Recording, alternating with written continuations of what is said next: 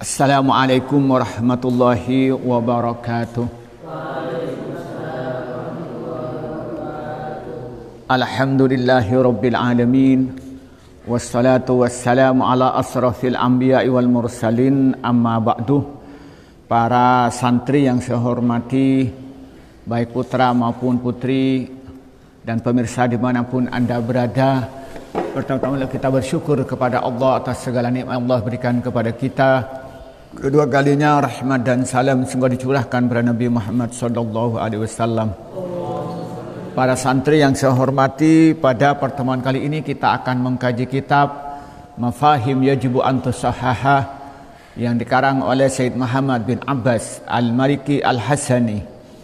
Pada pertemuan kali ini kita akan mengkaji Al-Babu fil Aqidah dengan subpembahasan kita menjadikan Ka'bah sebagai wasithah menghadap kiblat atau sebagai kiblat ketika sholat, itu tetap ibadahnya kepada Allah Subhanahu wa Ta'ala.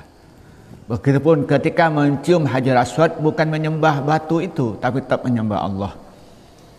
Bismillahirrahmanirrahim. Falya'rif, hendaknya tahu, hadza, pada yang ini, yakni pada penjelasan tentang bahwa orang-orang Quraisy Mekah itu menjadikan berhala sebagai Tuhan sesembahan mereka. Ketika menyatakan itu bahwa menjadikan berhala sebagai pendekatan atau sebagai alat untuk mendekat diri kepada Allah, ini sebenarnya hanya berapologi saja. Hanya mereka itu membuat alasan untuk tidak mau untuk menyembah kepada Allah Subhanahu wa Ta'ala. Haqqal ma'rifati, dengan sebenarnya pengetahuan. Fa inna katsiran, maka sungguhnya orang banyak, minan nasi, dari manusia, la yafhamuna, tidak paham siapa kasir minan nas, hu kepada hadza, wa yabnuna, dan membangun paradigma alaihi atas hadza, ma persatu yabnuna, yang membangun paradigma mereka. Ala taro, ala ingat-ingatnya, ala taro, apakah tidak melihat engkau, annallah, sungguhnya Allah, lama amara, setelah merintah Allah al-muslim, pada orang-orang Islam, bistiqbalil kiblati, dengan menghadap kiblat, fi salatihim, dalam salat mereka, tawajjuhu, menghadap siapa muslimun, bi ibadatihim, dengan ibadah muslimin, ilaiha, pada kiblat, wa takhuduha, dan mengambil siapa muslimun, ha pada kiblat, pada Ka'bah, ha pada Ka'bah, kiblatan sebagai kiblat, walaisat, tidak ada apa al-ibadatu, ibadah laha, pada Ka'bah, wa takbirul hajari aswadi, dan mencium Hajar Aswad, innama huwa, angin sungguhnya, takbil hajaril aswadi, ubudiyatun, itu ibadah lillahi, pada Allah, wa qidaun, dan mengikuti bin Nabi, dengan Nabi Muhammad sallallahu alaihi wasallam,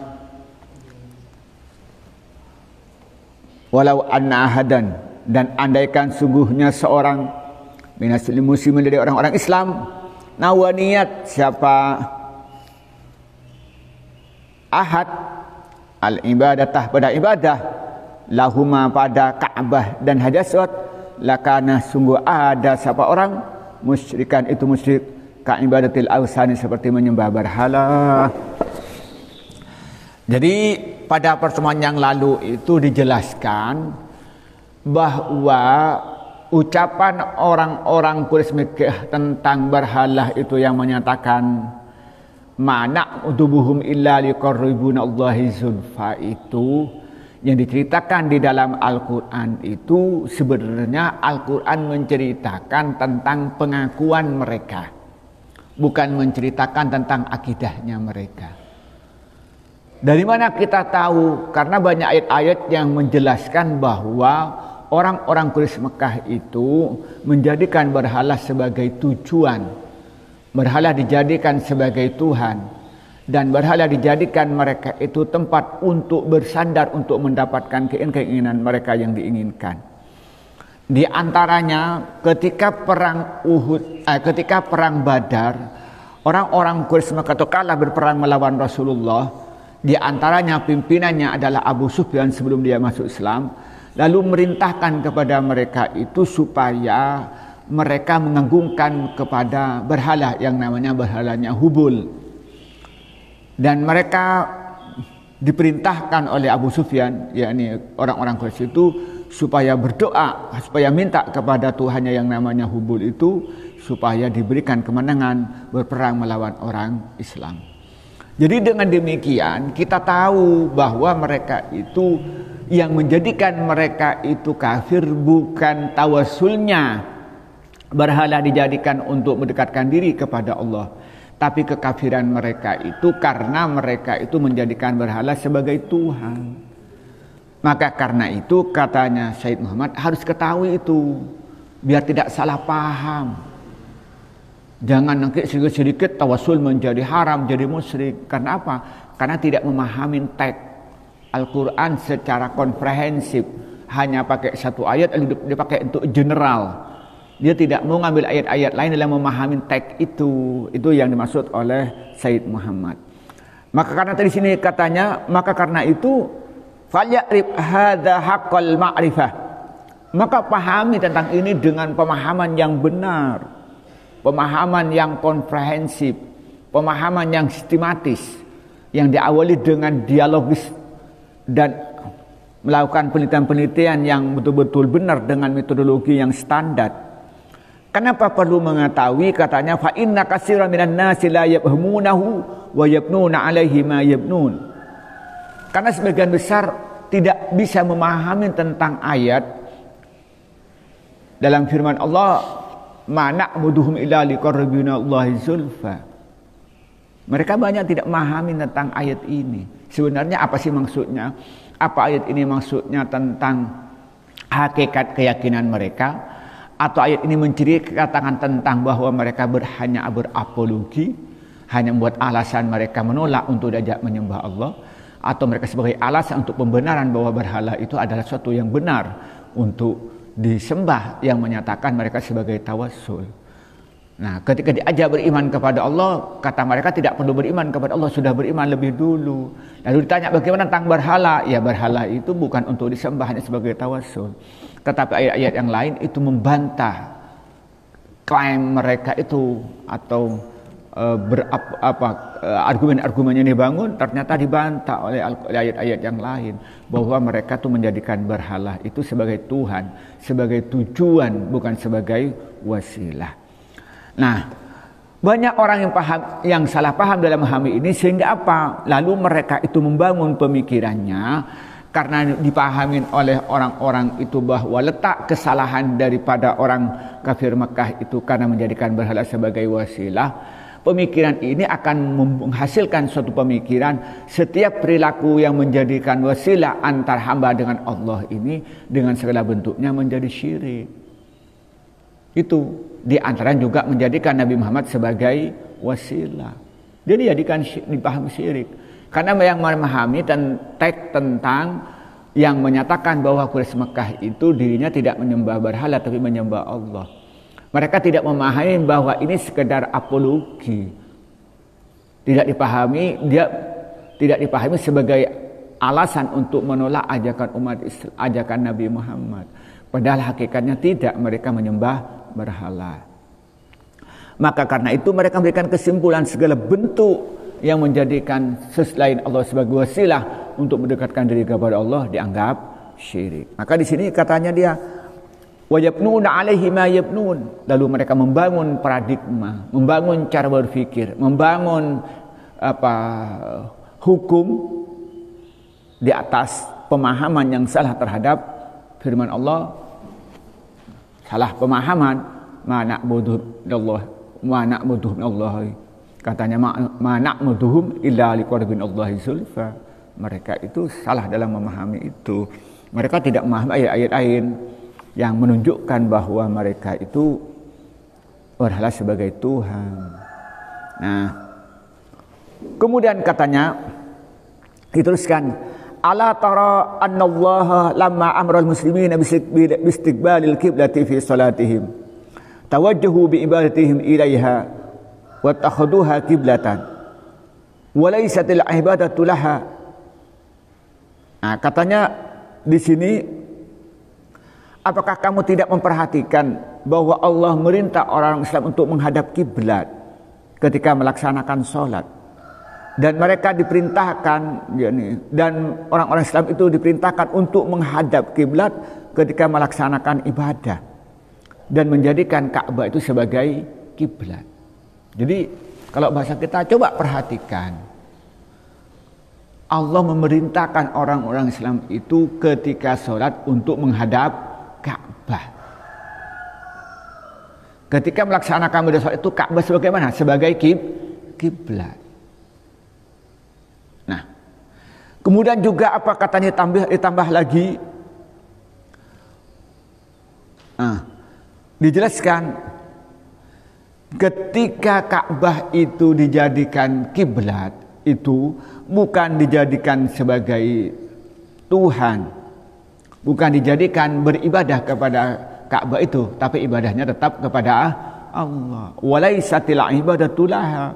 Jadi ketika orang Islam itu menghadap Ka'bah ketika sholat, di mana Ka'bah itu sebagai kiblat, bukan beribadah kepada Allah, kepada Ka'bah, tapi ibadah kepada Allah. Tapi Ka'bah ini sebagai wasilah ketika menghadap ketika sholat menghadap kiblatnya Ka'bah. Jadi sederhananya begitu, biar gampang pemahamannya. Jadi Allah memerintahkan kepada orang Islam apabila melaksanakan sholat agar menghadap Ka'bah. Ka'bah ini sebagai kiblat. Ka'bah ini sebagai wasilah sholatnya sah. Dan orang yang sholat itu tetap ibadahnya kepada Allah, bukan ibadah kepada Ka'bah. Nah, boleh atau tidak? Ya boleh. Justru itu hukumnya wajib. Kalau ada orang sholat tidak mau menghadap kiblat, sholatnya tidak sah. Nah, padahal berarti kiblat berupa Ka'bah ini merupakan wasilah. Juga begitu, ditambah lagi,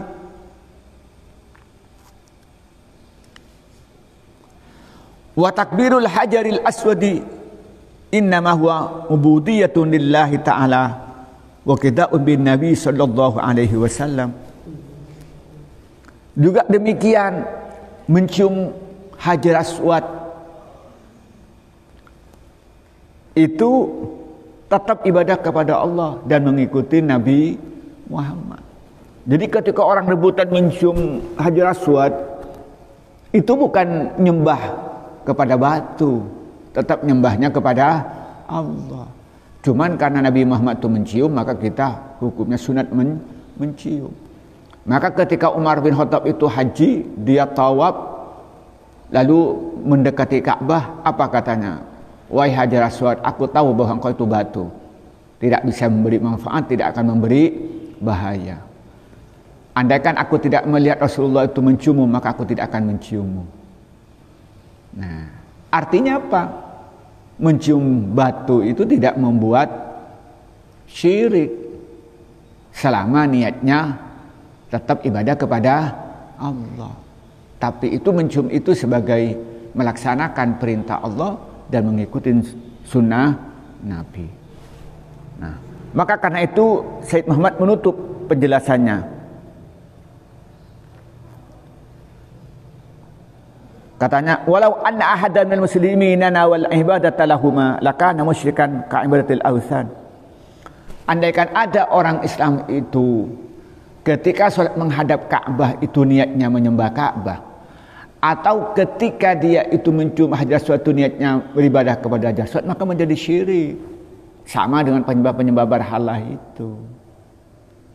Jadi persoalan di niat. Jadi ketika dia menghadap Ka'bah itu niatnya iktidaan bi Rasulillah wa imtisalan bi amrillah, Ketika dia menghadap Ka'bah, ketika itu niatnya untuk mengikuti Nabi dan melaksanakan perintah Allah,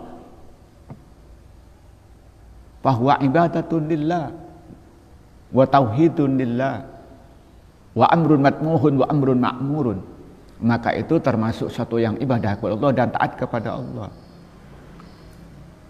Tapi wa idza nawa bi ibadatil ka'bati inda tawajjuhi fi sholati wa takbiril hajri fa huwa musyrikun. Tapi ketika dia itu menghadap Ka'bah, ketika sholat tujuannya menyembah Ka'bah, menjadi syirik. Begitupun ketika dia itu mencium Hajar Aswad, niatnya menyembah kepada Hajar Aswad, itu menjadi syirik. Jadi kesimpulannya yang menyampaikan begini Said Muhammad itu gampangnya. Dengan penjelasan ini kita pahami bahwa orang musyrik Mekah itu sebenarnya betul-betul menyembah berhala. Dari mana kita tahu apa yang dilakukan oleh Abu Sufyan dan pengikutnya itu? Ketika ada kesulitan, agar supaya terselesaikan kesulitannya itu, dia menghadap Tuhannya, memberikan korban kepada berhala namanya Hubul. Dan ini terjadi ketika kalah perang pada perang Badar. Mereka tidak minta kepada Allah dalam penyelesaian dan tidak menjadikan berhala itu sebagai alat untuk mendekatkan diri kepada Allah, tapi kenyataannya betul-betul minta kepada berhala. Maka dengan demikian mereka itu, yang diceritakan Al-Quran tentang yang menyatakan mereka tidak menyembah berhala itu sebenarnya sebagai alasan saja untuk membenarkan perilaku mereka, bahwa mereka itu tidak perlu beriman dengan caranya umat Islam karena mereka sudah beriman kepada Allah. Nah, pernyataan ini dibantah oleh Al-Quran. Ini harus dipahami dengan benar. Kenapa? Karena banyak orang itu mempunyai pemahaman yang salah tentang ayat ma na'buduhum illa liqarrabina Allahi zulfa. Sehingga mereka punya pikiran segala bentuk apapun yang menjadikan wasilah sesuatu kepada Allah itu menjadi syirik. Ketika menjadikan Nabi Muhammad sebagai wasilah untuk mendekatkan diri kepada Allah dengan cara mengikuti sunnahnya, dengan cara menghormati Nabi Muhammad, dianggap itu perbuatan wasilah yang syirik.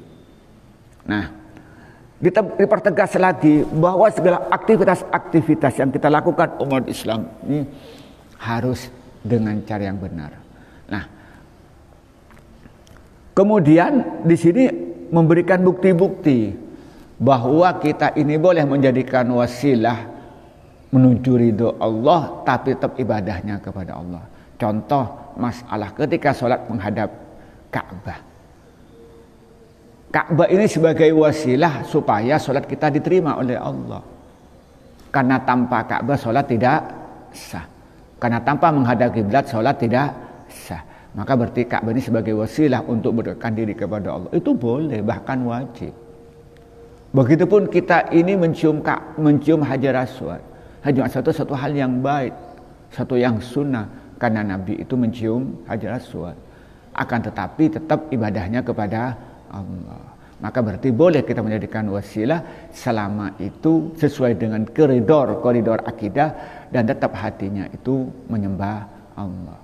Maka karena itu ketika ada orang melaksanakan sholat menghadap Ka'bah, niatnya salah. Niatnya bukan menghadap Ka'bah itu hanya melaksanakan perintah Allah dan mengikuti sunnah Nabi, tapi berubah beribadah kepada Ka'bah, maka menjadi syirik. Begitupun ketika mencium Hajar Aswad sudah niatnya salah, niatnya itu ibadah menyembah Hajar Aswad, maka itu menjadi syirik. Tapi kalau niatnya itu karena Allah dan niatnya karena ngikutin sunnah Nabi, itu menjadi ibadah. Ini perlu pemahaman yang benar, perlu kehati-hatian. Karena banyak orang yang salah memahami teks-teks Al-Quran, yang lebih salah lagi karena membaca Al-Quran itu hanya sepotong-sepotong, hanya beberapa ayat dan dipahami dengan cara mereka, tanpa mengindahkan, tanpa memperhatikan, tanpa meneliti, tanpa menganalisis, tanpa menghayati terhadap ayat-ayat yang lain dalam memahami teks yang dia pahami itu. Dan juga tanpa diperkuat dengan hadis-hadis Nabi, baik sunnah qauliyah atau sunnah fi'liyah atau sunnah takririah. Maka karena itu mari kita hati-hati.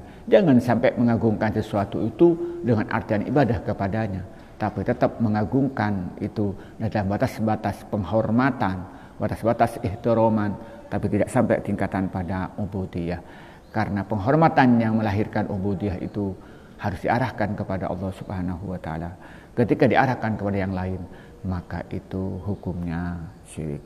Inilah yang kita sampaikan pada pagi ini, semoga bermanfaat.